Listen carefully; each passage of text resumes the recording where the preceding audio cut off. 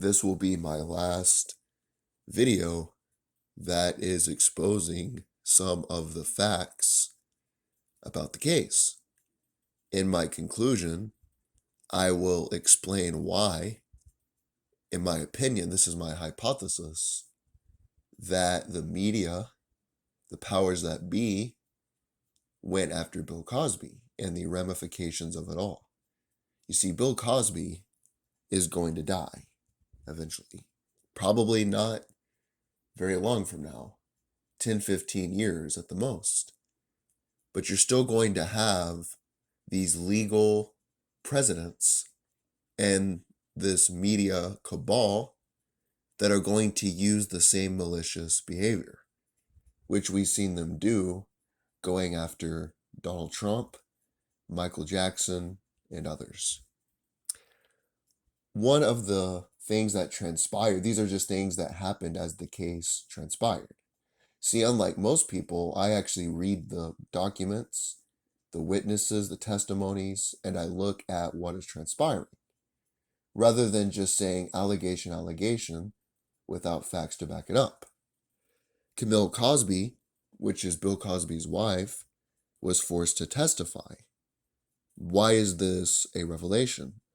Well, under Massachusetts law, which is where Cosby and her lived for a period of time, you have something called marital privilege law. Spouses aren't forced to testify against their spouse. This was possible since at one time Camille was his manager. This law is supposed to allow couples to talk to one another freely without third parties involved. So imagine this. You have a private conversation with your spouse. If you knew that your spouse could use some of the things that you're saying to them in a court of law to incriminate you, then you would not have a close relationship. It would be difficult to be vulnerable with somebody. It would be difficult to be forthright with somebody. It would be difficult to share everything with somebody. You're not supposed to keep secrets from your spouse.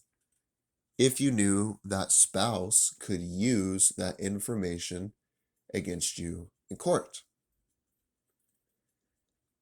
Something else of note. One of the other accusers, as this keeps transpiring, new testimony, the accusers keep dropping like flies. People say there's over 60, but typically what happens is you have a few that make an accusation and then they stumble over their own words in some capacity, delegitimizing their own argument. It usually stabilizes around 15 to 20 of them. It's sort of like a game of whack-a-mole. As soon as one of them falls, another one pops up. One of the women, Janice Baker Kinney, previously stated she took the Quaaludes before the party. Cosby's lawyer asked her who gave you the Quaaludes. She replied, Cosby. Cosby's lawyer asked her again, reminding her of her previous statements. And she said, a friend. Crazy. So in a court of law, she literally perjured herself by changing the story. If you make false statements knowingly in a court of law, that is perjury. I remember when I had my Twitter before I got banned, I pointed this out. I didn't even tag anybody. I just said this on a Twitter thread. And this woman, Janice Baker Kinney, came after me. She said, you don't know, you weren't there. And I replied something to the extent of, well, I can read the court transcripts and clearly you change your story on the stand, which would mean that legally you don't have a case. If you really did that, I'm sorry. But at the same time, why are you changing your story multiple times? And then she just said something to the extent of, you're covering up rape and block me. You see, that's what people do. They don't offer any facts. They just say, oh, you're covering up rape, or, oh, Bill Cosby's a piece of crap. You're not supposed to look at the facts. I can't go with that. Even a murderer deserves his day in court. One last thing a note. Bill Cosby's insurer, AIG, is paying accusers despite Cosby's non-consent. He wants to fight this in court and clear his name. Chloe Goins, the woman who we talked about earlier, despite no evidence, despite never meeting Cosby and her case being thrown out of the courtroom, she has been awarded money. She has an appearance on Dr. Phil. She claimed Cosby was at a party in the summer in 2008 when he was in New York.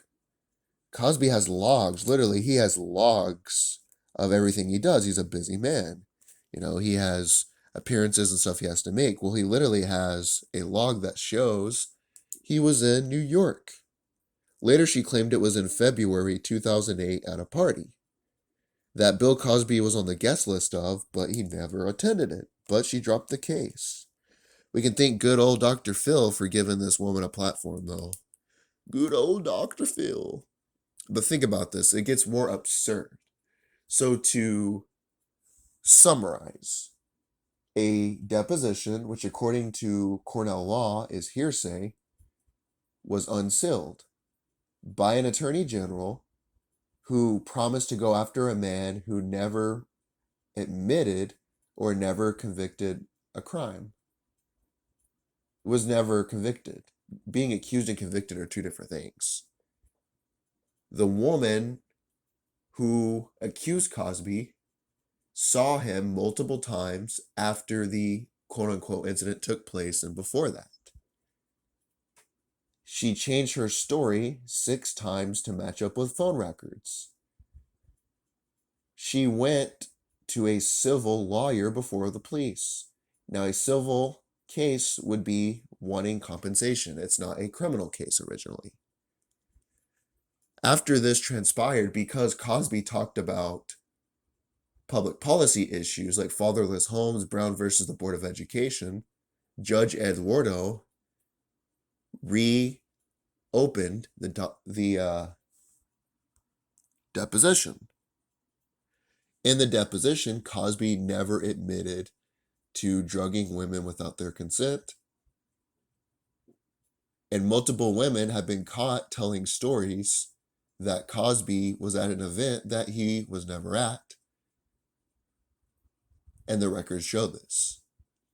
But since there are so many of them, we're just supposed to believe them. All these women aren't lying, even though when somebody gives me that, because I was discussing this with a friend of mine, they said, all these women can't be lying. I said, okay, tell you what, I'll be fair.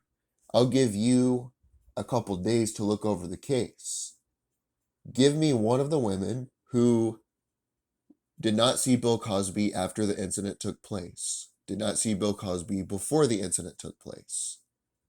Then we'll talk. You can't just say, one of them must be telling the truth. You have to give me one of them specifically. I've already given you multiple women, and that's just a few. I don't want to make this a 50-hour series that have been caught making straight up lies, falsehoods, and changing records.